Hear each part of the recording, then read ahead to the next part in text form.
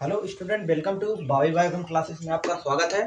Student, आज हम पढ़ने वाले हैं, जैसा कि हम पढ़ रहे थे क्लास 12 की बायोलॉजी। तो क्लास 12 की बायोलॉजी में हम डियर स्टूडेंट डिस्कस कर रहे थे जेनेटिक कोड के बारे में। जेनेटिक कोड क्या होता है हमने तब तक समझा था डियर स्टूडेंट। आज हम डिस्कस करने वाले हैं, वहाँ पर हम डीएनए के बारे में जब पढ़ रहे थे तो वहाँ पे डीएनए का एक छोटा सा टॉपिक आपका रह गया है, तो उसके बारे में जब हम पढ़ लेंगे फिर आगे का टॉपिक कंटिन्यूएशन करेंगे। कुल मिलाकर के एक वहाँ पर टॉपिक है डीएनए पैकेजिंग के बारे में। आज हम उसी टॉपिक को डिस्कस करेंगे, ध्यान देना। तो डियर स्टूडेंट, हम पढ़ने वाले हैं डीएनए पैकेजिंग को। जब हम डीएनए पैकेजिंग अच्छे से पढ़ लेंगे तो डीएनए के बारे में हम जान जाएंगे किस तरीके से डीएनए पैकेज होता है। इसको जब पढ़ लेंगे तब हम क्या करेंगे डियर स्टूडेंट, आगे की कहानी शुरुआत करेंगे। क्योंकि देखा जाए तो आपके डीएनए यानी कि ये जो चैप्टर चल रहा है मॉलिक्यूलर बेसिस ऑफ इनहेरिटेंस, आपको लंबा लग रहा होगा डियर स्टूडेंट, लेकिन घबराना मत, क्योंकि आगे के कॉन्सेप्ट के लिए बहुत ही ज़्यादा जरूरी है। समझ पा रहे हो कि नहीं? साथ के साथ बोर्ड एग्जाम के लिए इम्पोर्टेंट है ही। इसके अलावा आप जो भी तैयारी करेंगे आगे, उसके लिए बहुत ज़्यादा इम्पोर्टेंट है। अगर आप अभी से पढ़े रहेंगे आगे आपको दिक्कत नहीं होने वाली है। तो डियर स्टूडेंट, उसी को देखते हुए हम आपको एक चीज़ें भी नहीं छोड़ रहे हैं, आपको छोटी से छोटी चीज़ें भी बताने का प्रयास करते हैं। तो आई होप डियर स्टूडेंट आपको समझ में आता होगा। अगर आपको कोई दिक्कत परेशानी होती हो तो आप कमेंट किया करो डियर स्टूडेंट, ध्यान से देखना। अगर आप कमेंट नहीं करेंगे तो कैसे हमको पता चल पाएगा? आप ही सोचिए एक हिसाब से। तो डियर स्टूडेंट, हम क्या पढ़ रहे थे? हम आज डिस्कस करने वाले हैं डीएनए पैकेजिंग के बारे में, ध्यान देना। डिस्कस करने वाले हैं किसके बारे में? डीएनए पैकेजिंग के बारे में। कुल मिलाकर के डियर स्टूडेंट, हमारी जो मेन मुद्दा है इस टॉपिक को स्टार्ट करने का, कि हमको ये जानना है। हमने तो जान लिया कि डीएनए है क्या, डीएनए क्या होता है, उसके बारे में हम तो जान लिए, लेकिन आखिर जो डीएनए होता है, आखिर ये हमारे सेल्स में किस तरीके से अरेंज होता है। देखा जाए तो डीएनए, डियर स्टूडेंट, आपको जान के हैरानी होगी इतना बड़ा मॉलिक्यूल है। क्योंकि ये डीएनए को हम लगभग इतना ज्यादा बड़ा है, एक हिसाब से अगर इसको कहा जाता है कि अगर हम पृथ्वी से, ध्यान देना, अगर हम इस पृथ्वी से सूर्य की लंबाई देखें तो पृथ्वी से सूर्य की लंबाई जो होती है टोटल, आपके देखा जाए तो कितना होता है पृथ्वी से, ध्यान देना, फिर से एक बार सुन लेना, यानी कि अर्थ से लेकर के सन तक पृथ्वी से सूर्य की लंबाई जो है 1.5 इंटू 10⁸ किलोमीटर के आसपास, ध्यान देना, इतना है। लेकिन अगर बात करें डीएनए की टोटल लंबाई कितनी है, एक सेल में आप 2 इंटू 10⁻14 मीटर के आसपास, 2 गुणे 10⁻14 मीटर, यानी कि किलोमीटर में बात करें तो 2 गुणे 10⁻11 किलोमीटर, 2 इंटू 10⁻11 किलोमीटर के आसपास। तो कुल मिलाकर के हम क्या कर सकते हैं, कहने का मतलब 2 इंटू 10⁻11 इधर और उधर क्या है 1.5 इंटू 10⁸ किलोमीटर। तो हम क्या कर सकते हैं, इस डीएनए को, ध्यान देना, इस डीएनए को पृथ्वी से लेके जाएं किसके पास, सन के पास, लगभग 100 बार वहां से हम उसको लपेट करके फिर लेके आए, मतलब 100 बार उसको, हम समझ पा रहे हो कितना लंबा होता होगा, सोचो। 100 बार उसको हम पृथ्वी पर ले आ सकते हैं, कहाँ से लपेट के, सन तक, मतलब सूर्य से उसको लिपेट करके, समझ पा रहे हो, इस पृथ्वी पर कितना बार, 100 बार ला सकते हैं। सोचो कितना बड़ा होता होगा डीएनए, समझ पा रहे हो कि नहीं? और ये कब का डाटा, अगर हम पूरे सेल का डीएनए आपको जोड़ते जाएं, जितने सेल में डीएनए है उसको जोड़ते जाएं तो कितना लंबा डीएनए होगा, आप इमेजिन नहीं कर सकते डियर स्टूडेंट। तो कुल मिलाकर के ये जरूरी है हमको पढ़ना कि आखिर जो डीएनए है हमारे सेल में किस तरीके से अरेंज है, उनको थोड़ा सा हम जानकारी हासिल करते हैं। तो डियर स्टूडेंट, हमारी जो कहानी डिस्कस होने वाली है, आज हम जो पढ़ने वाले हैं कुल मिलाकर के डीएनए पैकेजिंग के बारे में, ध्यान देना। बात करने वाले हैं डियर स्टूडेंट किसके बारे में, डीएनए पैकेजिंग के बारे में, ध्यान देना। डीएनए पैकेजिंग, डीएनए पैकेजिंग, जैसा कि आप शब्द से क्लियर कर पा रहे होंगे डियर स्टूडेंट, डीएनए पैकेजिंग, जैसा कि आप शब्द से क्लियर कर पा रहे होंगे कि डीएनए पैकेजिंग का मतलब क्या होता है। जैसे आप कोई सामान लेते हो तो पैक कराते हैं ना, वही चीज यहाँ पर भी होगा। यहाँ पर हम क्या सीखने वाले हैं, यहाँ पर हम ये सीखने वाले हैं कि डीएनए को किस तरीके से पैक किया जाता है, ध्यान देना। यानी जो डीएनए है उसको हम किस तरीके से पैक करते हैं, उसी के बारे में हम क्या करने वाले हैं डियर स्टूडेंट, समझने वाले हैं, जानने वाले हैं। बात करें तो डीएनए जो होता है, अभी हमने बताया इतना बड़ा मॉलिक्यूल है, इसको पैक करने के लिए क्या होता है, प्रोटीन की जरूरत होती है। एक हम सिंपल सा एग्जांपल लेते हैं, आपको पता होगा आप कोई भी रस्सी होती है, अरे रस्सी के अलावा और अच्छा एग्जांपल ले लें, एकदम बढ़िया वाला, आप पतंग उड़ाते हो ना, पतंग उड़ाते हो तो पतंग की जो रस्सी होती है, डोरा जिसको बोलते हो ना, धागा, पतंग का धागा सोचो कितना बड़ा होता होगा। अगर आप बहुत ज्यादा पतंग उड़ाते हैं तो सोचो कितना ज्यादा धागा होता होगा पतंग का। तो एक धागा उसे मंजा होता है। तो अगर आपने घर में मंजा फैला दो, मतलब उसको लपेटो ना, एक घिरनी होती है उसमें हम लपेटते हैं, और किसको लपेटते हैं? उस धागे को। समझ पा रहे हो कि नहीं? तो कहने का मतलब कि जो घिरनी है हमारी वो क्या है? प्रोटीन है। और उस प्रोटीन को हम यहाँ पर जो पढ़ेंगे हिस्टोन प्रोटीन, और उस घिरने के ऊपर हमने क्या राइप किया? हमने अपना डीएनए राइप किया, यानी कि डीएनए को राइप करना है। डीएनए को मिलाकर के हमने धागे को राइप करते हैं। अगर भाई अगर सोचो धागा ऐसे घर में फैला रहेगा तो क्या होगा भाई? होगा क्या? पापा आएंगे, उनके पैर में फंसेगा, गिर जाएंगे, समझ रहे हो? दिक्कत होगी, जिस वजह से तुमको वहां पे डांट पड़ेगी ना भाई। तो कुल मिलाकर के तुम जब भी पतंग उड़ाते हो, कितना भी बड़ा पतंग हो, तो उसको क्या करते हो? एक जो भी धागा होता है आप एक घिरनी पर लपेट के रखते हो ना, बहुत बड़ा धागा होता है, उसको आप घिरनी पर क्या करते हैं? लपेट के एकदम छोटा सा कर देते हो। अरे करते हो कि नहीं करते हो भैया? वही सिंपल सा चीज इसमें भी सीखना है। इसमें भी हमको क्या करना है कि जो डीएनए होता है, कुल मिलाकर के इतना बड़ा जो डीएनए है उसको हम क्या करेंगे? समझ पा रहे हो कि नहीं? उसको हम क्या करेंगे? घिरनी पर लपेटेंगे। और उस घिरनी हमारी है, उसको हम उस घिरनी को अगर देखा जाए तो हिस्टोन प्रोटीन कहते हैं। तो कुल मिलाकर के हमको पहले इसमें जानना है कि जरूरत किसकी होती है, देन इसके बाद किस तरीके से हम लपेटते हैं। बहुत अच्छे से समझने वाले हैं, तो आपको वीडियो का लास्ट तक बने रहना है, ध्यान देना। तो फर्स्ट ऑफ ऑल हम बात करें डीएनए पैकेजिंग की, तो डीएनए पैकेजिंग भाई दोनों में पढ़ लेते हैं।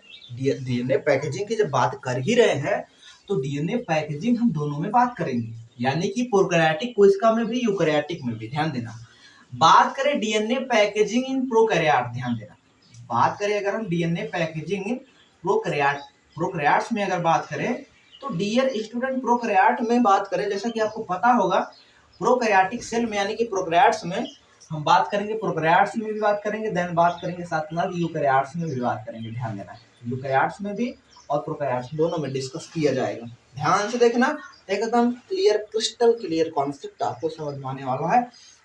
आपको पता है प्रो का मतलब क्या होता है? प्रोकैरियोटिक मतलब, प्रो मतलब फर्स्ट होता है, यानी कि फर्स्ट मतलब जिसको बोल सकते हो प्रिमिटिव। प्रो को बोलते हैं क्या? प्रिमिटिव बोलते हैं, हाँ या ना बोलो फटाक से। प्रिमिटिव बोलते हैं, प्रिमिटिव यानी कि जिसको बोलते हैं फर्स्ट, यानी कि पहला। मतलब कि ऐसे ऑर्गेनिज्म जो इस अर्थ पर, इस पृथ्वी पर सबसे पहले आए, वो सभी क्या होते हैं? प्रोकैरियोट्स होते हैं। और कैरियोटिक का मतलब तुमको पता है, कैरियन होता है। अरे भाई कैरियन का मतलब न्यूक्लियस होता है। न्यूक्लियस मतलब केंद्रक, केंद्रक मतलब आरंभिक केंद्रक। समझ पा रहे हो कि नहीं? जिसको हम न्यूक्लियाइड नाम देंगे। क्या नाम देंगे डियर स्टूडेंट? इसको हम न्यूक्लियाइड नाम देंगे। कुल मिलाकर के इसमें जो केंद्रक होता है, बात करें प्रोकैरियोटिक में नहीं पाया जाता। कुल मिलाकर के ध्यान देना, पाया भी जाएगा तो आरंभिक केंद्रक होगा। कुल मिलाकर के इसमें डीएनए जो होगा इस तरीके से आपस में फैला होगा। कुल मिलाकर के डियर स्टूडेंट ध्यान देना, इसमें डीएनए जो होता है साइटोप्लाज्म में होता है। इसको हम एक्स्ट्रा क्रोमोसोमल डीएनए, जिसको प्लाज्मिड तुम पढ़ते हो। समझ पा रहे हो कि नहीं? तो कुल मिलाकर के प्रोकैरियोटिक में जो डीएनए होता है इस तरीके से सेल में क्या होगा? बिखरा रहेगा। समझ पा रहे हो कि नहीं? अगर वही यूकैरियोटिक में बात करें तो यूकैरियोटिक, सपोज करो कोई सेल है, सपोज कर लो कोई ये यूकैरियोटिक सेल है। अब यूकैरियोटिक सेल में क्या होता है कि इसमें जो डीएनए होता है एक प्रॉपर बाउंड होता है। समझ पा रहे हो? केंद्रक में अंदर, यानी केंद्रक के अंदर डीएनए होता है, जबकि इसमें क्या होगा? डीएनए इस तरीके से बिखरा रहेगा। इस तरीके से डीएनए क्या होगा? बिखरा रहेगा सेल में। किसमें हम बात कर रहे हैं? प्रोकैरियोटिक में। समझ पा रहे हो? तो कुल मिलाकर के ये कॉन्सेप्ट एकदम क्रिस्टल क्लियर कर लेना। अब इसमें क्या होगा भाई? साइटोप्लाज्म में जब डीएनए इस तरीके से बिखरा है तो उस पर भी, जब साइटोप्लाज्म में डीएनए बिखरा है तो उसको भी भाई ऐसे ना थोड़ी ना छोड़ना है। उसमें भी बड़ा बड़ा डीएनए, उसमें भी काफी लार्ज लंबाई, बात करें लेंथ, काफी बड़ा लेंथ होगा डीएनए का। तो उस डीएनए को भी क्या करना है? हमको लपेट के रखना है अपनी घिरनी में। समझ पा रहे हो नहीं? तो वहां पर आपको पता है प्रोकैरियोटिक सेल में हिस्टोन प्रोटीन पाई नहीं जाती, तो आखिर भाई किस पर वो लिपटेगा? आखिर भाई जो डीएनए है किस पर लिपटेगा? किस पर लिपटेगा? पता है किस पर लिपटेगा? नॉन हिस्टोन प्रोटीन पर। भाई ऐसे हिस्टोन प्रोटीन जो नॉन हिस्टोन प्रोटीन होंगे वो क्या होंगे? उस पर रैप होंगे, उस पर रैप किए जाएंगे। नॉन हिस्टोन प्रोटीन जैसे डीएनए पॉलीमरेज वगैरह, आरएनए पॉलीमरेज, ये सभी नॉन हिस्टोन प्रोटीन। समझ पा रहे हो? नॉन हिस्टोन प्रोटीन जो होंगे उसके ऊपर, समझ पा रहे हो? तो नॉन हिस्टोन प्रोटीन पर क्या होते हैं? ये डीएनए आपस में रैप्ट किए जाते हैं। समझ पा रहे, नॉन हिस्टोन प्रोटीन पर रैप किए जाते हैं। और यहाँ पर बात करें जो स्ट्रक्चर फॉर्म होता है, ध्यान देना डियर स्टूडेंट, यहाँ पर जो स्ट्रक्चर फॉर्म होता है, थोड़ा सा रब करने के लिए हम ले आते हैं, वहां पे रख दिए हैं। यहाँ पे जो आपका स्ट्रक्चर फॉर्म होता है कुछ इस तरीके से फॉर्म होता है, ध्यान से देखना।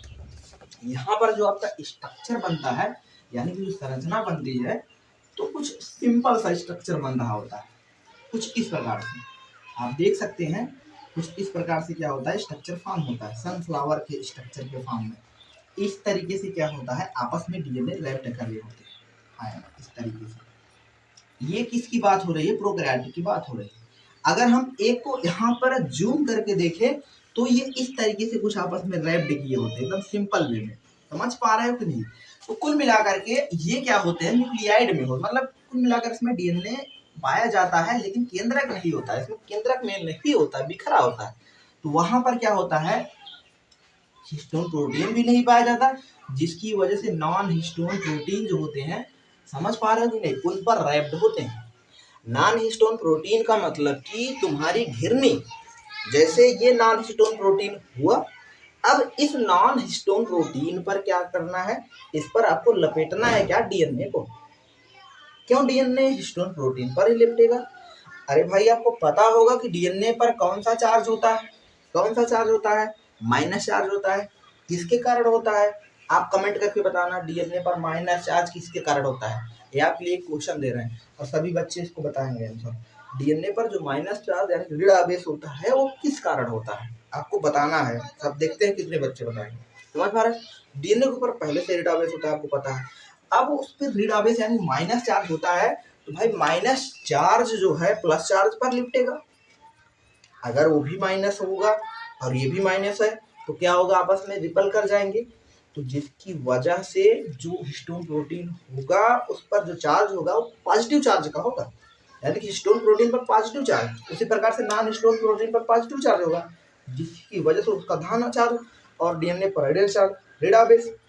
तो होगा क्या, अरे भाई सिंपल सी कहानी बनेगी कि जो ऋण आवेश होगा उस पर, यानी कि जो डीएनए आपका ऋण आवेशित है और पॉजिटिव चार्ज है, तो इस तरीके से आपका जो डीएनए होगा वो रैप्ड हो जाएगा। ये सिंपल सी कहानी किसमें है, प्रोकैरियोट्स में है, सिंपल सी कहानी। थोड़ा सा डिफरेंशिएशन है, ज्यादा डिफरेंशिएशन है नहीं, तुमको पता भी है, क्योंकि इसमें भाई ना तो केंद्रक पाया जाता है, ना तो हिस्टोन प्रोटीन पाई जाती है। तो इसमें जो पैकेजिंग होगा प्रोकैरियोटिक में, समझ पाए, एक सिंपल टाइप का होगा, एक सिंपल टाइप स्ट्रक्चर फॉर्म होता है, जिसको बोलते हैं सर्कुलर डीएनए। आपको पता होगा वहाँ पे एक्स्ट्रा क्रोमोसोमल डीएनए, जिसको हमने बताया प्लाज्मिड को ही रैप करना है, तो वो उस तरीके से प्रोकैरियोटिक।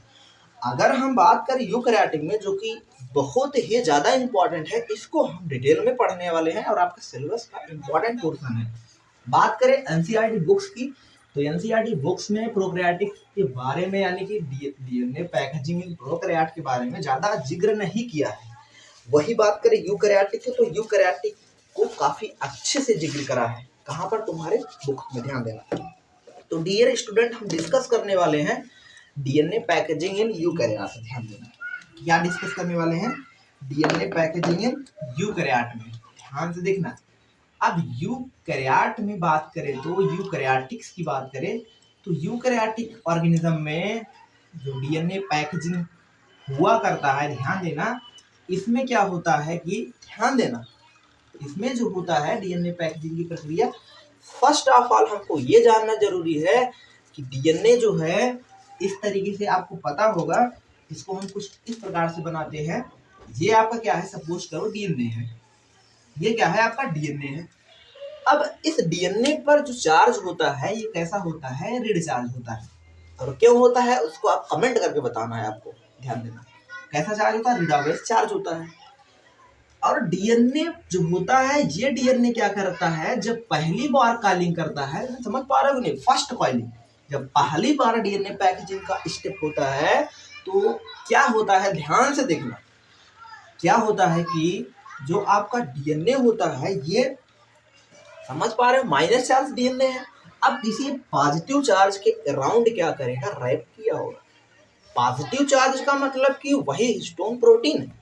अब हिस्टोन प्रोटीन क्या होती है, हिस्टोन प्रोटीन क्या बला है, इसको हम समझते हैं, ध्यान से देखना।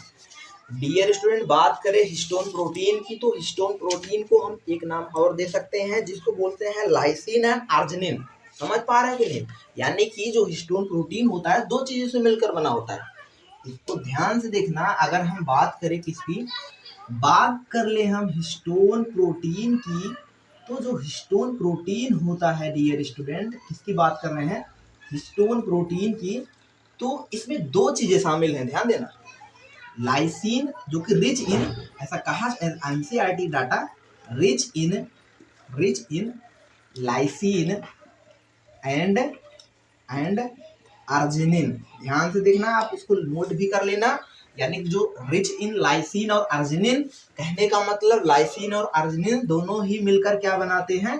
हिस्टोन प्रोटीन बनाते हैं। समझ पा? Rich in lysine and arginine also called as the histone protein. ध्यान से एक बार फिर से सुन लो, rich in lysine and arginine also called histone protein, उसी को बोलते हैं हिस्टोन प्रोटीन बोलते हैं। हिस्टोन प्रोटीन में कुल मिलाकर के दो चीजें शामिल हैं, एक तो लाइसिन शामिल है, दूसरा क्या है तुम्हारा? अर्जिनिन है, जो कि बहुत ही ज्यादा इंपॉर्टेंट है। ध्यान से देखना, एक तो लाइसिन है, दूसरा अर्जिनिन है। तो बात करते हैं हिस्टोन प्रोटीन यानी जिसको लाइसिन अर्जिनिन जो रिच है, ये कितने टाइप के होते हैं? ध्यान देना। ये कुल मिलाकर की बात करें, जो टाइप होता है, जो फर्स्ट होता है जिसको हम H1 बोलते हैं, देन H2A होता है, देन H2B होता है, देन H3 होता है, देन H4 होता है। ध्यान देना, very most important point, H1, H2A, H2B, H3 and H4। यहाँ पर ध्यान देने वाली बात क्या है? जो आपका H2A होता है, H2B होता है, H3 होता है और H4 होता है, ये क्या करते हैं? चारों प्रोटीन मिल करके, यानी कि कुल मिलाकर के H1, H2A जो है, H3, H2, कुल मिलाकर H1 को छोड़ करके, ध्यान देना, H1 को छोड़ करके बाकी चारों जो हैं वो मिल करके किसका फॉर्मेशन करते हैं? That is the formation of octamer. ध्यान देना, ये किसका फॉर्मेशन करते हैं? That is the formation of octamer. कुल मिलाकर के ये किसका फॉर्मेशन करते हैं? ये ऑक्टामर का फॉर्मेशन कर रहे होते हैं। किसका फॉर्मेशन करते हैं? ऑक्टामर का फॉर्मेशन।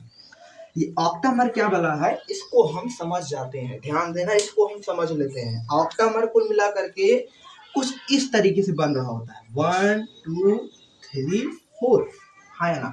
इसके पीछे भी चार, आगे चार पीछे होंगे। तो अगर हम बनाने का प्रयास करें, अगर हम इसको बनाने का प्रयास करें तो कुछ इस प्रकार से, ध्यान से देखना। जैसे ये 1 हो गया, 2 हो गया, 3 हो गया, ये 4 हो गया, 4 आगे है, 4 इसके पीछे है, इस तरीके से। ये 4 क्या है? इसके पीछे, फिर 4 आगे होगा, हाँ या ना? जो आगे हैं इनको हम बोल रहे हैं क्या? इनको हम बोल रहे हैं H2A बोल रहे हैं। क्या बोल रहे हैं? H2A। और इसको क्या बोल रहे हैं? सिंपल सा एक बार फिर से देखेंगे, इसको हम क्या बोल रहे हैं? H2A बोल रहे हैं। इसको H2B बोल रहे हैं। इसको क्या बोलेंगे? H3 बोलेंगे। इसको क्या बोलेंगे? H4 बोलेंगे। कुल मिलाकर के H2A भी 2 है, H2B भी 2 है, H3 भी 2 है और H4 भी 2 है। टोटल मिलाकर के 8 स्ट्रक्चर फॉर्म कर रहे हैं, 8 कॉम्पैक्ट स्ट्रक्चर, जिसको हम ऑक्टामर कहते हैं। क्या कह रहे होते हैं? इसको हम क्या कह रहे होते हैं? ध्यान देना dear student, octamer, that is the formation of octamer. ध्यान से देखना, ऑक्टामर के फॉर्मेशन में H1 प्रोटीन जो है नहीं इन्वॉल्व है। कौन कौन इन्वॉल्व है? H2A, H2B, H3 and H4। समझ पा? As for histone protein, there are many type of histone protein। ये जो है आपको दिखाए जा रहे हैं टाइप ऑफ हिस्टोन प्रोटीन है। ध्यान देना, जिसको H1A, H2B, H3, H4, H5 समझ पा? H4 कुल मिलाकर, तो कुल मिलाकर के H2A से लेकर के H1 को छोड़ करके बाकी जितने हिस्टोन प्रोटीन है, H2A, H2B, H3, H4, ये चारों मिलकर के क्या फॉर्मेशन करते हैं? ऑक्टामर का फॉर्मेशन करते हैं। और इसी ऑक्टामर के पर ध्यान देना, इसी ऑक्टामर के अराउंड जो होता है आपका डीएनए जो होता है, कॉइल होता है। समझ पा रहे? इसी ऑक्टामर के अराउंड जो डीएनए होता है वो क्या होता है? रैप होता है। रैप का मतलब कि, समझ पा रहे हो कि नहीं? रैप का मतलब लपेटता है। कुल मिलाकर के देखो कैसे होता है, ध्यान से देखना। इसको हम थोड़ा सा रब करते हैं। आई होप आपको इतना चीज समझ में आया होगा। अगर आपको इतना समझ में आ गया डियर स्टूडेंट, ये चीजें आपको बहुत ही आसानी से समझ में आने वाली हैं। आप वीडियो को लास्ट तक बने रहना है, ध्यान से देखना। कुल मिलाकर के अब क्या करना है? अब इस डीएनए को समझ पा रहे हो, हिस्टोन प्रोटीन के अराउंड क्या करना है, रैप कराना है। ये कुछ इस प्रकार से हमने बनाया था हिस्टोन प्रोटीन। यहाँ पे कुछ इस प्रकार से आप देख पा रहे होंगे, ये क्या है, हिस्टोन प्रोटीन है। 4 आगे है, 4 इसी के पीछे है ना। तो इस प्रकार से हम कुछ बनाते हैं, ये हिस्टोन प्रोटीन है ना, जिसको हम किस नाम से दिखा रहे हैं, जिसको हम बोल रहे हैं H1 एंड H1 को छोड़ करके ध्यान देना, यही गलती मत करना, H2A, H2B, H3 and H4 है ना। जो H1 होता है वो क्या करता है, लिंक का डीएनए को मिला के लिंक करने का काम करता है। ये इस तरीके से, ये हिस्टोन प्रोटीन में शामिल नहीं होता है, इसको जानते रहेंगे। ये है कुछ इस प्रकार से H1 जो कि बगल है। बाकी H2A, H2B, H3, H4 मिलकर के क्या बनाते हैं, एक कॉम्पैक्ट स्ट्रक्चर फॉर्म करते हैं, जिसको हम क्या नाम देते हैं, ध्यान से देखना, इसी को नाम देते हैं हम हिस्टोन प्रोटीन। क्या बोलते हैं, हिस्टोन प्रोटीन नाम देते हैं। हाँ, क्या नाम देते हैं, हिस्टोन प्रोटीन फॉर्म कर रहा होता है। ध्यान से देखना, अब क्या होता है, ध्यान से एक चीज देखना, अब क्या होता है, अब यही डीएनए क्या होगा, इसी हिस्टोन प्रोटीन के ऊपर रैप करेगा, मतलब कि इसी हिस्टोन प्रोटीन के ऊपर जो हमारा डीएनए होगा लपेटेगा। हाँ यार, अब जो फर्स्ट ऑफ ऑल जब डीएनए क्या करता है, लपेटता है, तो पहली बार जो लपेटता है कुछ इस प्रकार से लपेटता है, एकदम ध्यान से देखना। ये फर्स्ट राउंड इस तरीके से है ना, ये कुछ इस तरीके से फर्स्ट राउंड, यहाँ पर बात करें फर्स्ट राउंड लपेटा, फिर उसके बाद इस तरीके से सेकेंड राउंड है ना, फिर लास्ट में थर्ड राउंड कुछ इस प्रकार से होता है ना। एकदम सिंपल, इस तरीके से आपको भी बनाना है, आपको भी साथ के साथ क्या करना है, फिगर बना लेना है ना। वेरी मोस्ट, यहाँ पे एक बात हम दर्शा लें, एक बात क्या दर्शा लें, बहुत ज़्यादा इम्पोर्टेंट, जो नंबर ब्लैक से जो दिखाए हैं ये क्या है, आपका ऑक्टामर है, क्या है, ऑक्टामर है ना। और जो हमने रेड कलर से दिखाया है, यानी कि सेकंड पॉइंट, जिसको हम बोल रहे हैं H1 प्रोटीन, मतलब H1 हिस्टोन कुल मिलाकर के प्रोटीन ना, H1 वही चीज। जो आपका समझ पा रहे हो, जो ग्रीन कलर से दिखाए हैं, जो उसके ऊपर रैप किया है, नंबर तीसरा पॉइंट बात करें, ये आपका क्या है, डीएनए है। क्या है डियर स्टूडेंट, आपका डीएनए है। ध्यान से देखना, यानी कि ऑक्टामर भी आ गया, H1 भी आ गया और डीएनए आ गया। ऑक्टामर, H1, डीएनए तीनों मिलकर के जो फॉर्म करते हैं उसको हम क्या बोलते हैं, ध्यान से देखना, उसको हम जो नाम देते हैं उसको हम कहते हैं न्यूक्लियोसोम। ध्यान देना, क्या बोलते हैं, न्यूक्लियोसोम बोलते हैं। ध्यान देना, nucleosome, it is the wrap of DNA, where wrapping of DNA around the histone protein. कुल मिलाकर के हिस्टोन प्रोटीन के ऊपर, जिसको घिरनी बोल सकते हैं। अरे जब तुम पतंग उड़ा रहे थे, जब लपेट रहे थे अपना धागा ना, अब जो घिरनी है वो हमारा हिस्टोन प्रोटीन है। अब तुमने क्या किया, अपने डीएनए को यानी कि अपने धागे को उस पर लपेटा, समझ पा रहा, जैसे ही धागे को बहुत सारा लपेट लिया तो एक धागा जो स्ट्रक्चर फॉर्म हुआ, कुल मिलाकर के पैक्ड कॉम्पैक्ट जो स्ट्रक्चर बना, उसको हम नाम देते हैं न्यूक्लियोसोम। और न्यूक्लियोसोम में चीजें कितनी हैं, आप एकदम ध्यान से देखना।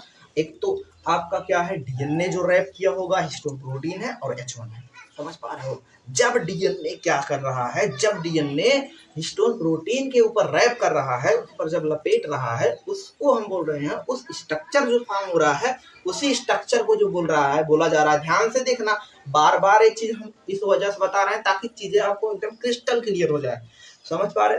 जब उसी के ऊपर रैप होगा, समझ पा, लपेटेगा, एक स्ट्रक्चर मिलेगा जिसको हम बोलते हैं न्यूक्लियोसोम। क्या बोला करते हैं, ध्यान से देख रहे हो, इसको हम एक स्ट्रक्चर नाम देते हैं, न्यूक्लियोसोम नाम देते हैं। तो आई होप आपको समझ में आया होगा।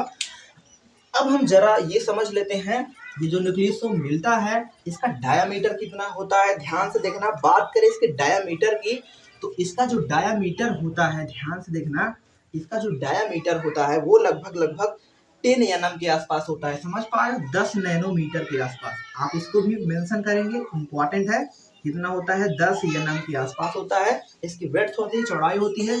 बात करें अगर इसकी लंबाई की, तो इसकी लंबाई जो होती है, ध्यान से देखना, इसकी लंबाई की बात करें तो लगभग 6 nm के आसपास, 6 नैनोमीटर के आसपास होती है। 6 nm के आसपास इसकी क्या होती है, लंबाई होती है। चौड़ाई यानी कि ब्रेड्थ कितनी होती है, 10 nm होता है। हाँ या ना, आपको आई होप समझ में आ रहा होगा, ध्यान से देखना। इसके अलावा एक चीज और जान लेंगे, इसके अलावा यहाँ पर जब पहली बार कॉइलिंग करता है ये स्ट्रक्चर बन रहा होता है, और जब फर्स्ट बार कॉइलिंग होती है तो एक बार जब डीएनए कॉइल करता है तो उसमें बेस पेयर की जो संख्या होती है वो कितनी होती है, एकदम क्रिस्टल क्लियर कर लो। According to NCERT data, NCERT books में भी दिया गया है, जब आपका डीएनए जो होता है वो रैप करता है एक समाचार स्टोन प्रोटीन पर तो कितना उसमें बेस पेयर ऐड होता है, ध्यान देना, लगभग 200 बेस पेयर। यानी कुल मिलाकर इसमें बात करें कितने बेस पेयर है डीएनए में, कितने बेस पेयर है, ध्यान देना 200 बेस पेयर। कितने बेस पेयर, 200 बेस पेयर, ध्यान दे रहा। यानी कि जो नाइट्रोजनी क्षारों की संख्या जो बेस पेयर हैं कितने होंगे, 200 के आसपास होंगे, जो इस पर रैप किए हैं फर्स्ट कंडीशन पहली बार। वेरी मोस्ट इंपॉर्टेंट पॉइंट, एकदम डियर स्टूडेंट क्रिस्टल क्लियर करके चलना, एकदम कॉन्सेप्ट एकदम क्रिस्टल क्लियर करना, क्रिस्टल क्लियर होना चाहिए, एक एक चीजें आपको समझ में आना चाहिए। एक चीज यहाँ पर और जान लो, एक चीज यहाँ पे और जान लो, नहीं तो आप बार बार कंफ्यूज हो गए।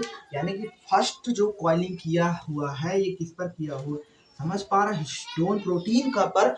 और जो हिस्टोन प्रोटीन है ये कितने से मिलकर बना है, ध्यान से देखना, ये हिस्टोन प्रोटीन जो ऑक्टामर बना रहा है H2A मिलकर बनाया है, H2A and H2B and H3 and H4। आप भी इसको लेट डाउन करेंगे, नोट डाउन करेंगे। अब देखो टोटल मिलाकर 1 2 3 4 प्रोटीन है, मल्टीप्लाई 2 से मल्टीप्लाई करोगे कितना आएगा, 8 आएगा 8, उसी को बोलते हैं ऑक्टामर। वही फॉर्म क्या करता है, वही जो फॉर्म करता है डियर स्टूडेंट, ऑक्टामर फॉर्म करता है। किसका फॉर्मेशन करता है, ऑक्टामर फॉर्मेशन करता है। समझ पाए कि नहीं, हाँ या ना, आई होप आपको क्लियर होगा। तो उस इस तरीके से क्या होती है डीएनए पैकेजिंग की प्रक्रिया शुरुआत होती है। एक बार फिर से समझेंगे, बहुत ज्यादा इंपॉर्टेंट है, एकदम कॉन्सेप्ट को क्रिस्टल क्लियर करके समझना है कि जो डीएनए है इस पर नेगेटिव चार्ज है, क्यों नेगेटिव चार्ज है कमेंट करके आपको बताना है। अब क्या हो रहा है, पहली बार जब हिस्टोन प्रोटीन यानी कि अब पहली बार जब कॉइलिंग होगा तो बताएं हमने हिस्टोन प्रोटीन पाया जाता है जिसको ऑक्टामर फॉर्म करता है। हिस्टोन प्रोटीन आपके घिरनी के समान है, हमने बार बार बता रहे हैं, जैसा कि आप पतंग उड़ाते समय अपने जो डोरा है आपका उस पर क्या कर रहे हैं, आप पतंग उड़ाने के समय जो आपका ठर्रा है, डोरा है, उसको क्या करते हो, लपेटते हो ना। अब ये जो जिस पर लपेट रहे हो ये क्या है, आपकी घिरनी है, समझ पाए। अब इस घिरनी को ही हम क्या बोल रहे हैं, हिस्टोन प्रोटीन बोल रहे हैं। और वही हिस्टोन प्रोटीन जो है कितने से मिलकर बना होता है, कितने कंपोनेंट से मिलकर के, लगभग 8 से मतलब ऑक्टामर फॉर्म करता है, जिसमें हमने बताया H2A, H2B, H3 and H4। समझ पा रहे हो, उसी में एक हिस्टोन प्रोटीन और है जिसको H1 बोला। H1 ध्यान देना ऑक्टामर की फॉर्मेशन में इन्वॉल्व नहीं होता है, ध्यान देना, वो सपोर्टिंग होता है, कुछ इस तरीके से सपोर्ट कर रहा होता है, इसको हमने अलग बनाया है। यहाँ पर जो इस तरीके से बनाया है हमने यहाँ पे दिखाया भी है, क्या है, H1 है आपका, हाँ या ना, समझ पा रहे हो कि नहीं। इसके बाद हमने इसके डायमीटर के बारे में बात किया। और एक चीज, जब ये स्ट्रक्चर पूरा फॉर्म हो जाता है, समझ पाए, ऑक्टामर उसके बाद यानी कि जो बन जाएगा हिस्टोन प्रोटीन, इसके अलावा H1 भी मिल जाएगा। उसके ऊपर जब डीएनए रैप करता है, ध्यान देना, ऑक्टामर के ऊपर जब डीएनए रैप करता है उसको क्या कहते हैं, उसी को बोलते हैं न्यूक्लियोसोम। कभी कभी न्यूक्लियोसोम के बारे में टिप्पणी लिखने के लिए आ जाता है, न्यूक्लियोसोम के बारे में पूछ लिया जाता है, न्यूक्लियोसोम क्या है, तो न्यूक्लियोसोम सिंपल सा, जब डीएनए क्या हो पैकेजिंग के समय, जब डीएनए पैकेजिंग के समय डीएनए जब हिस्टोन प्रोटीन पर लपेटता है, समझ पा रहे हो कि रैप होता है, लपेटता है उस पर, उसी को बोलते हैं क्या, उस स्ट्रक्चर मिलता है, स्ट्रक्चर फॉर्म होता है जिसको हम न्यूक्लियोसोम बोल रहे हैं, हाँ ना। आई होप आपको एकदम समझ में होगा डीएसएन। अब जरा हम इस प्रोसेस को स्टेप बाय स्टेप समझते हैं, ध्यान देना। यहाँ पर एक चीज और यहाँ पर अगर जानने का प्रयास करें तो होता क्या है, ये डीएनए के अराउंड जो आपके यहाँ पर दिखाई दे रहे हैं हिस्टोन प्रोटीन, कुछ इस तरीके से क्या करते हैं, रैप किए होते हैं, हाँ या ना। इस तरीके से क्या होते हैं, बहुत सारे देख पा रहे हैं हिस्टोन प्रोटीन जो है ये आपके डीएनए के अराउंड, इसको हम ब्लैक से बनाए तो ज्यादा अच्छा रहेगा। ये क्या है, ऑक्टामर इस तरीके से क्या है, आपस में काफी दूरी दूरी पर स्थित है, कुल मिलाकर के जिसको हम न्यूक्लियोसोम बोल रहे हैं मिला करके। अब इसी न्यूक्लियोसोम पर इस तरीके से क्या होता है, ध्यान से देख रहे हो, आई होप आपको दिखाई दे रहा होगा। अगर आप थोड़ा सा जूम करेंगे वीडियो को तो आपको बहुत ही अच्छा दिखाई देगा। और थोड़ा सा आवाज को तेज करके रखना, मतलब वॉल्यूम थोड़ा फुल कर लो, ध्यान देना, कुछ आवाजें आ रही होंगी तो थोड़ा सा कॉम्प्रोमाइज करो डियर स्टूडेंट, क्या ही कर सकते हैं, समझ पा रहे हो। तो कुल मिलाकर के इस तरीके से जो आप देख पा रहे हैं ये क्या है, डीएनए बड़ा सा है और उस डीएनए को जो है अराउंड इस तरीके से बहुत सारे न्यूक्लियोसोम आपस में क्या होते हैं, इस तरीके से जुड़े होते हैं, बंधे होते हैं। और इस स्ट्रक्चर जो होता है, जो दिखाई देता है, ये किस तरीके से दिखाई देता है, ध्यान देना, बीड्स ऑन स्ट्रिंग की तरह। समझ पा रहे हो, ये जैसे धागे में माला होती है कुछ इस तरीके से, इसको बोलते हैं एज पर एनसीईआरटी, इसको बोला जाता है beads on string. Very most important point dear student competitive examination के लिए। समझ पा रहे हैं, जब इसको हम कहाँ से देखते हैं, ध्यान देना, बीड्स ऑफ स्ट्रिंग कब दिखाई देता है, बीड्स ऑफ स्ट्रिंग कब दिखाई देता है, जब इसको हम देखते हैं इलेक्ट्रॉन माइक्रोस्कोप में। ध्यान देना, एक चीज ध्यान देना, जब इसको हम कहाँ देखते हैं, as per NCERT electron microscope में जब देखते हैं, इलेक्ट्रॉन माइक्रोस्कोप में जब देखते हैं, सूक्ष्मदर्शी, इलेक्ट्रॉन सूक्ष्मदर्शी की सहायता से जब इसको देखा जाता है तो कुछ इस तरीके से आपका दिखाई देता है। क्या दिखाई देता है, बहुत सारे न्यूक्लियोसोम किस तरीके से डीएनए के राउंड लपेटे हुए हैं। समझ पा रहे हो कि नहीं, कहने का मतलब कि पैकेजिंग की प्रक्रिया क्या हो गई है, शुरू हो गई है। और दिखाई कैसे दे रहा है, जैसे समझ पा रहे हो कि नहीं, जैसे कोई, समझ पा रहे हैं, माला किस तरीके से आप बताए हैं, मतलब मोतिया, मोती की माला होती है ना, बहुत सारा आप बनाते हो माला, इस तरीके से क्या होता है, जो माला है उसमें जो मोती हैं वो बीड्स ऑन स्ट्रिंग की तरह, मतलब माले के समान दिखाई दे रहे हैं, उसको हम बोल रहे हैं। कब देख रहे हैं, जब सूक्ष्मदर्शी में जब हम उसको देख रहे हैं तब दिखाई दे रहा है। तो डीएनए की पैकेजिंग की प्रक्रिया शुरू होने के बाद ये जो स्ट्रक्चर मिलता है, जिसको बोलते हैं बीड्स ऑन स्ट्रिंग, कब दिखाई देता है, इलेक्ट्रॉन माइक्रोस्कोप में देख रहे हैं तब। हाँ या ना, एकदम क्रिस्टल क्लियर, इसमें कोई भी कंफ्यूजन नहीं होना चाहिए डियर स्टूडेंट। अगर आपको कोई दिक्कत तब भी परेशानी होती है प्लीज कमेंट करना, ध्यान देना। तो आई होप आपको इतना चीज समझ में आया होगा। अब हम थोड़ा सा ये बात कर ले, आखिर डीएनए पैकेजिंग की जो प्रोसेस होती है वो कितने स्टेप में होती है, ध्यान देना, कितने स्टेप में होती है उसको हम जरा सा समझते हैं, बहुत ज्यादा इंपॉर्टेंट, और इसको डायग्राम के थ्रू समझते हैं। आई होप आपको इतना चीज समझ में आया होगा। अगर आपको इतना समझ में आ गया हो तो आगे आपको कोई दिक्कत परेशानी वाली बात नहीं होगी, हाँ या ना। तो आगे हम बढ़ जाते हैं, हो सके तो आप एक बार लेक्चर और देखना, आपको एकदम क्रिस्टल क्लियर होगा डियर स्टूडेंट, ये हमारी पूरी गारंटी है। तभी भी कोई डाउट हो तो प्लीज कमेंट करना, ध्यान देना। तो हम क्या करते हैं, इसको एक बार रब करते हैं और इस पूरे डायग्राम को हम स्टेप बाय स्टेप समझते हैं, ध्यान से देखना।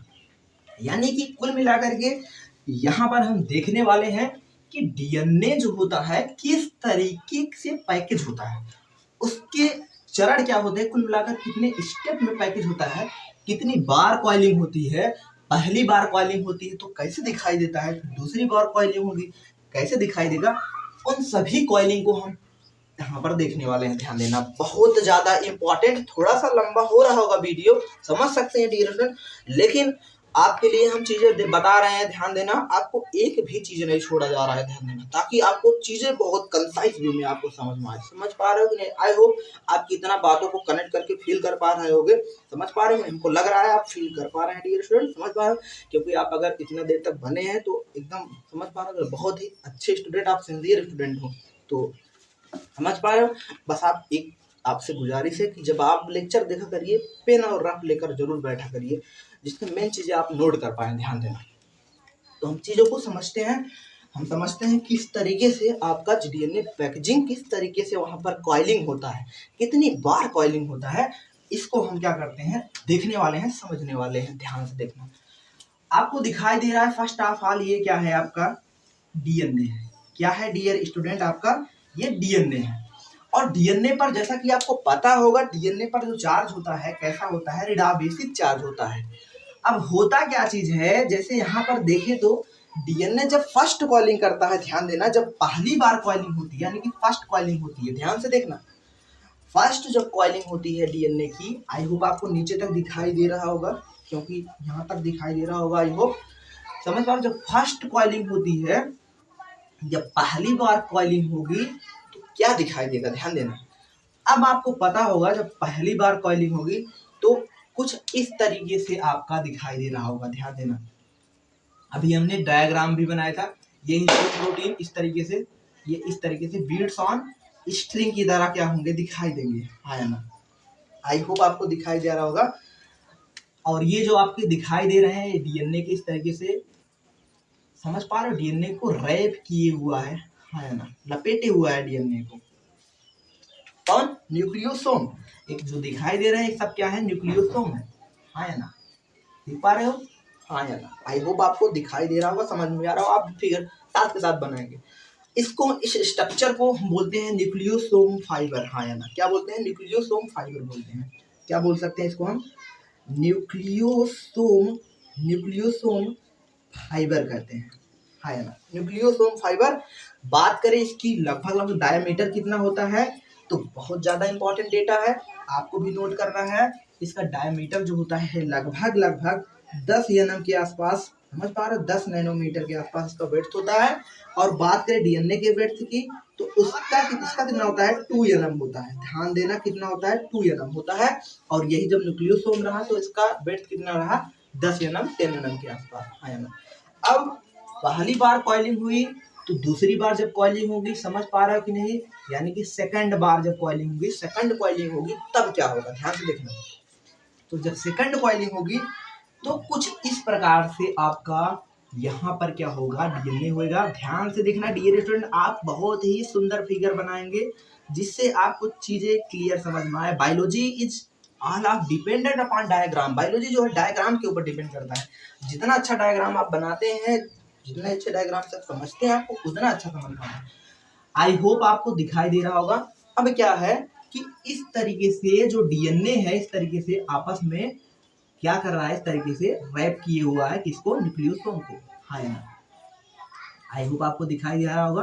तो इस तरीके का स्ट्रक्चर फॉर्म होता है, मतलब कि कुछ इस तरीके से कॉइलिंग हुआ था पहली बार, जिसको बीट्स ऑन स्ट्रिंग बोला।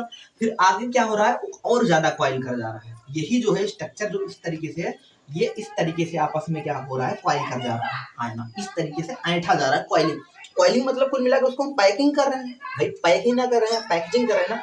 तो इस तरीके से क्या हो रहा है? कॉइलिंग हो रहा है। तो कैसे स्टेप में, कितने स्टेप में हो रहा है? दूसरे स्टेप में, यानी सेकंड कॉइलिंग में।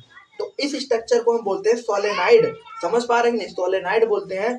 और जो सोलेनाइड होता है, ध्यान देना, very most important, solenoid chromatin fibre इसको बोला करते हैं। क्या बोलते हैं? Solenoid, solenoid chromatin. ध्यान से देखना, आपको भी नोट करना है। सोलेनाइड क्रोमैटिन फाइबर कहा करते हैं। हाँ ना? सोलेनाइड क्रोमैटिन फाइबर के डायमीटर की बात करें तो ये कितना होता है? 30 nm होता है। ध्यान से देखना, कितना होता है? 30 nm इसका डायमीटर होता है। हाँ या ना? अब क्या होगा? अब थर्ड बार कॉइलिंग होगी। कितनी बार होगी? तीसरी बार कॉइलिंग होगी। तो ये कुछ इस तरीके का मिलेगा। हाँ या ना? यानी कि कॉइलिंग थर्ड बार हो रहा है। फर्स्ट बार, सेकंड बार, थर्ड बार। तो थर्ड बार कुछ इस तरीके का आपका स्ट्रक्चर फॉर्म होता है। ध्यान से देखिए, डीएनए को हम कुछ इस तरीके से बनाते हैं दूसरे कलर से। तो इस तरीके से आप देख पा रहे होंगे, इस तरीके से क्या हो रहा है? रिएक्शन आपका थर्ड बार कॉइलिंग हो रहा होता है। हाँ या ना? आई होप आपको दिखाई दे रहा होगा। आप एकदम कनेक्ट कर पा रहे होंगे इस डायग्राम से, जो कि बहुत ही ज्यादा इंपॉर्टेंट डायग्राम है। हाँ या ना? ऐसे आप नीचे तक भी बना सकते हैं। कोई समझ पा रहे हो? तो आपको समझना है तो आपको पूरा इस तरीके से क्या करना है? बना लेना है। हाँ या ना? अब यहाँ पर देखने वाली बात है कि ये कहाँ पर है? न्यूक्लियोसोम यहाँ पर देख पा रहे हैं। इस तरीके से क्या है आपके? ये दिखाई दे रहे हैं, ये न्यूक्लियोसोम है। हाँ या ना? इस तरीके से न्यूक्लियोसोम के अराउंड क्या हुआ है? आपका रैप किया हुआ है, लपेटे हुआ है क्या आपका? हाँ या ना? क्या लपेटे हुआ है? डीएनए। आई होप आपको इतना समझ में आ रहा होगा। तो आपको इस तरीके से क्या करना है? फिगर को अच्छे से बनाना है, एकदम सुंदर वे में इस तरीके से क्या करना है? ड्रा कर लेना है। हाँ या ना? तो हम पूरा इस तरीके से क्या करते हैं? आपका बना देते हैं। हाँ ना? इधर भी आपको पता होगा कुछ इस प्रकार से होगा। हाँ ना? इस तरीके से न्यूक्लियोसोम होंगे बहुत सारे, कि नहीं? अब यही फिगर और कॉइल किया हुआ है, और ज्यादा कॉइल, धीरे धीरे देखो एकदम कंडेंस हो रहा है। समझ पा रहे हो? ये कंडेंस होकर के क्रोमोसोम का रूप ले लेगा आगे चल करके। ध्यान देना। अब क्या होगा? अब वही चीज हमने बताया, तो कंडेंस होकर क्रोमेटिड, क्रोमेटिड से क्रोमोसोम, यानी कि थर्ड बार के बाद क्या होगा? फोर्थ कॉइलिंग होगा। कितना होगा? ये होगा फोर्थ कॉइलिंग, यानी फोर्थ बार होगा। तो फोर्थ बार क्या होगा? जरा हम थर्ड बार जो कॉइलिंग हुआ है उसके डायमीटर की थोड़ा सा हम बात करते हैं। तो थर्ड बार हुआ है, इसका डायमीटर कितना है? बहुत ज्यादा इंपॉर्टेंट। इसका जो डायमीटर है 300, जिसको बोलते हैं सुपर सोलेनाइड, यानी कि जो इसे सोलेनाइड था ये सुपर सोलेनाइड हो गया और ज्यादा कॉइल हो गया। इसको बोलते हैं सुपर जो स्ट्रक्चर फॉर्म हुआ, स्ट्रक्चर जो हमारा मिला, यानी कि इसको हम क्या बोल रहा करते हैं, सुपर सोलेनॉइड बोला करते हैं। क्या बोलते हैं, सुपर सोलेनॉइड कहा करते हैं। लगभग 300 एनएम के आसपास।